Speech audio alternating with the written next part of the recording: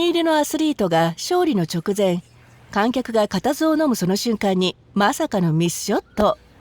この時選手はいわゆる上がりという現象に陥っていました。こうなると何ヶ月何年もの練習にもかかわらず、人は最も大切な場面で失敗するものです。上がりはスポーツでよくあります。大きなプレッシャー下でプレイすることがしばしばで、勝負がわずかな瞬間で決まるからです。何かを遂行する時の不安は演説者にも襲いかかります。スペリング大会の競技者や世界的に有名な音楽家も同様です。大半の人は直感的にそれを緊張のせいにします。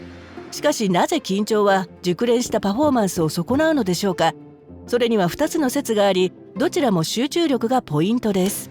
1つ目は気が散るからという考え方です。つまり頭の中が不安や疑心、恐れに支配され、目の前のことに集中できなくなると実力が発揮できないという考え方です。関係のあることとないことが同時に頭の中に入ってきても考えられるのは一部だけです。脳は一度に多くの情報を処理することはできません。頭の中のメモ帳ともいえる作業記憶は電話番号や買い物リストを一時的に記憶するのに役立ちますが、作業記憶を用いる課題は特にプレッシャーに弱いのです。2004年に行われた研究では、大学生たちが数学の問題を解くという指示を受けました。優しいものやもっと複雑で記憶力が必要な問題がありました。そのうち半分の学生はプレッシャーのない状態で回答し、残りの学生は落ち着いた環境とプレッシャー下で解きました。全員簡単な問題はよくできましたが、ストレス下で取り組んだ学生たちは難しく記憶力を要する問題の出来が悪くなりました。上がりについての2つ目の説は意識的なモニタリングによるものです。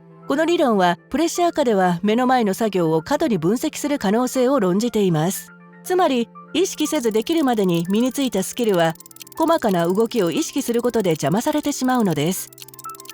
無意識な動作は上がると最も影響されやすいのです。優れたゴルフ選手のパフォーマンスに関する研究があります。単に正確にパットを入れることに集中するよう指示された場合と、パットの動作に気をつけるよう指示された場合の比較を行ったものです。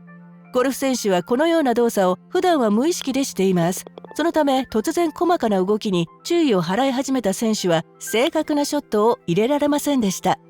上がるのは誰にでも起こるわけではありません。ある調査によると、上がりやすい人は特に人目を気にし、心配性で他人の批判を恐れる人に多いと言われています。どうしたら重要な局面で失敗を避けられるでしょうか。一つ目はストレス下で練習することです。熟練のダーツ選手を対象に行った研究では、ストレスがない状況で練習した選手はストレスに耐性のできた選手と比べて不安になった時成果を上げられませんでした。2つ目に試合前にルーチンを行う良さを多くの選手が絶賛しています。それは深呼吸を数回行うことでも、おまじないを繰り返すことでも、リズミカルな動作でも何でも良いです。ゴルフ、ボーリング、水球を対象に行った研究では、短いルーチンを行うことにより重圧下でもより一貫して正確な成果を上げられました。3つ目に最終的なゴールという自分の外にあるものに目を向けた方が、細かな動作にとらわれて自分の内を注視するよりもうまくいくと分かりました。